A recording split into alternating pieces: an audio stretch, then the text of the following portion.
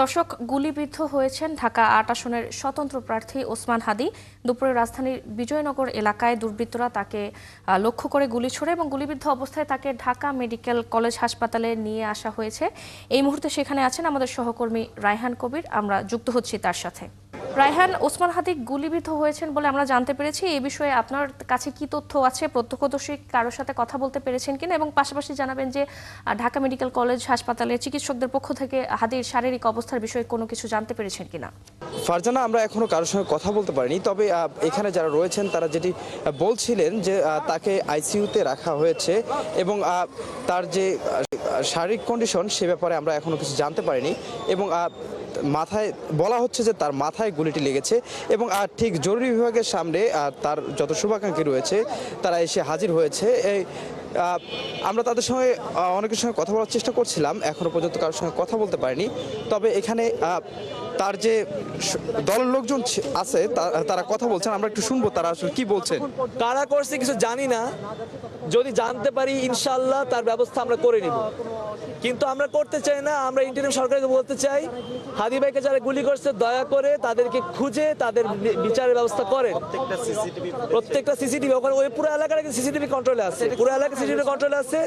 সবাই CCTV footage দেখে তাদেরকে 24 ঘন্টার ভিতরে শনাক্ত করেন। পারবেন আপনারা, আমি জানি। যদি না করেন ইনশাল্লাহ আমরা হাদী ভাইয়ের লোক আছি। আমরা কোন এলাকায় হয়েছিল? সর্বশেষ তথ্য অনুযায়ী ওনার গুলিটা গলা দিয়ে ভিতরে গেছে। গুলিটা ওনাকে মাথায় গুলি করার কথা ছিল, কিন্তু ওনার গুলিটা গালে নিচ দিয়ে গেছে এবং ভিতরে আছে যতটুকু শুনতে পারছি। এবং উনি খুবই ক্রিটিক্যাল অবস্থায় আছেন এবং অনেক রক্তক্ষরণ হয়েছে। আপনাদের জন্য এর জন্য বলতেছি, আপনাদের কারো কাছে যদি বি নেগেটিভ রক্ত থাকে দয়া করে হাদী ভাইয়ের জন্য বি নেগেটিভ রক্তের ব্যবস্থা করে দেন। আর সর্বশেষ বলতে চাই, আমার হাদী ভাই কোনো চোর না, ডাকাত না। আমার হাদী ভাই কখনো মিথ্যা কথাও বলেন না। আমার হাদী ভাই কারো হক মেরা খান না। আমার হাদী ভাই হাদিয়ার টাকা দিয়ে তিনি নির্বাচন করতেছিলেন, হাদিয়ার টাকা দিয়ে তিনি নির্বাচন দাঁড়াইছেন, তিনি স্বতন্ত্র প্রার্থী। আমার হাদী ভাই একটা বাঘ, আমরা হাদী ভাই একটা বাঘ।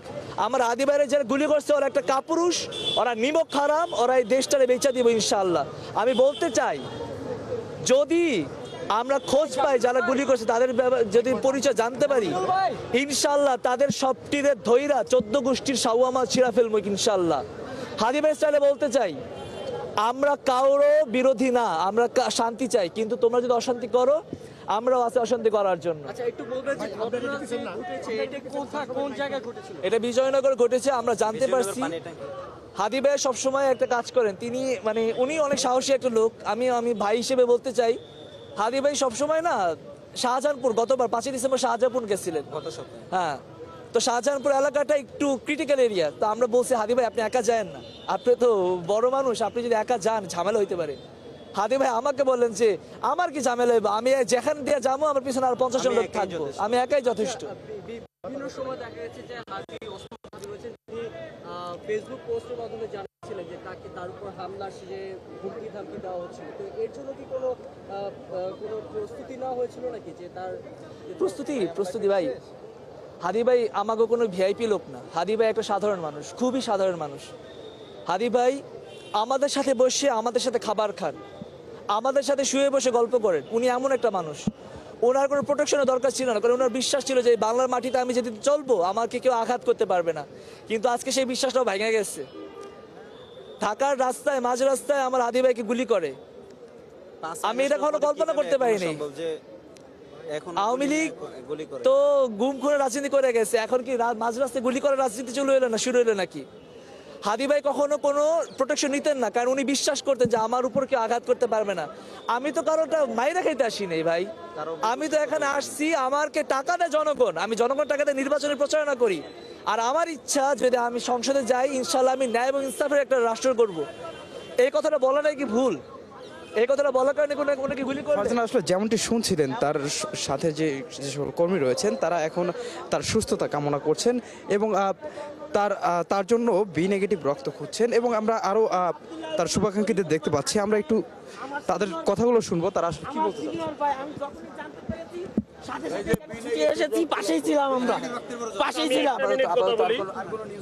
আসসালামু আলাইকুম, আমার নাম আজিজুল হক, আমি ঢাকা বিশ্ববিদ্যালয়ের সূর্য সেন হলের ভিপি। আচ্ছা, বাংলাদেশে যে নির্বাচনী সহিংসতা হয় প্রত্যেকটা বছর, প্রত্যেকটা নির্বাচনের আগে, আমরা মনে করছি ২৬ সালের যে জাতীয় নির্বাচন, ত্রয়োদশ জাতীয় সংসদ নির্বাচনের যে সহিংসতা, সেটি আমাদের তারুণ্যের আইকন, আমাদের জুলাই যুদ্ধে ওসমান হাদি ভাইকে দিয়ে শুরু হয়েছে। আমরা আজকে শিক্ষার্থী সমাজ এবং পুরো দেশবাসী আমরা তার তীব্র নিন্দা এবং প্রতিবাদ জানাই। এবং ইন্টারিমের প্রতি আমাদের সুস্পষ্ট বার্তা, বিশেষ করে গণ অভ্যুত্থানের সময় পুলিশের যে অস্ত্রগুলো লুট হয়েছে, পুলিশ এখনো পর্যন্ত সেই অস্ত্র কেন উদ্ধার করতে পারেনি? এই অস্ত্র উদ্ধার করার আগে কেন তারা নির্বাচনের তফসিল ঘোষণা করেছে? যত নির্বাচনের সময় গণিয়ে আসবে, দেশে এই ধরনের সহিংসতা প্রত্যেক দিন বাড়বে বলে আমরা বিশ্বাস করি। আমরা ইন্টারিমকে স্পষ্টভাবে বলে দিতে চাই, আপনারা আইন শৃঙ্খলা পরিস্থিতি ঠিক করেন, আপনারা দেশের বিদ্যমান যে কালচার সেটিকে ঠিক করেন, আপনারা হারানো অস্ত্রগুলো উদ্ধার করেন, তারপর আপনারা নির্বাচনের দিকে যান। এখন যেভাবে চলছে, ওসমান হাদি ভাই যেভাবে কথা বলেন, তিনি শুধু পতিত ফ্যাসিস্ট শক্তি আওয়ামী লীগের শত্রু নয়, তিনি দেশের সকল দুর্নীতিবাজদের শত্রু। আমরা স্পষ্টভাবে বলে দিতে চাই, আজকে যদি ওসমান হাদি ভাইয়ের কিছু হয়, তাহলে সামনে ত্রয়োদশ জাতীয় সংসদ নির্বাচন যে সময় সরকার ঘোষণা করেছে সেই সময় অনুষ্ঠিত হবে না। ইন্টারিমকে নির্বাচন দেওয়ার আগে দেশের মানুষকে, সংসদ সদস্য প্রার্থী যারা আছে তাদেরকে নিরাপত্তা দিতে হবে।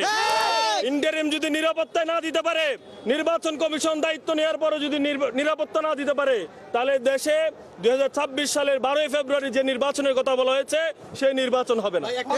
একটা ওয়ান কোশ্চেন, আপনি বলছিলেন যে 24-এর অভ্যুত্থানের সময় লুট হওয়া অস্ত্র উদ্ধার না করে নির্বাচন, এখন 2 বছর তো পার হয়ে গেছে, এখনো যদি অস্ত্র আর্মসগুলো যদি উদ্ধার করতে না পারে, কিন্তু নির্বাচন তো বিলম্ব হয়ে গেছে। সব পলিটিক্যাল পার্টি বলতেছে, most of the political party.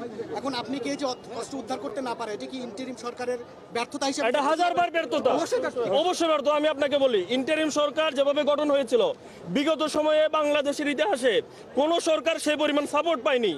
সমস্ত জনগণ তাদের পাশে ছিল, তারপরও তারা কেন অস্ত্র উদ্ধার করতে পারে নাই?